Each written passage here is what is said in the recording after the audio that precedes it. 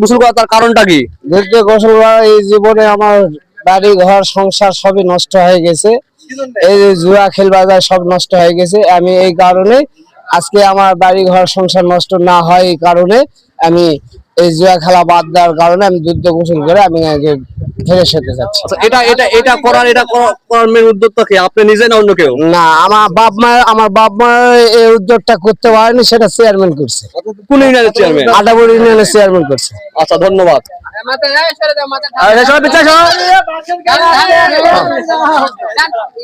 আজকে আমাদের জাজুল চাচা দুধ গোসল করতেছে, সে জুয়া খেলে নিঃস্ব, এই জন্য দুধ গোসল করতেছে।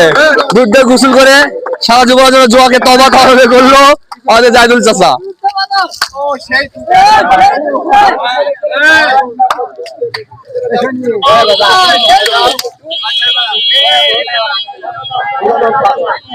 আসেন আসেন,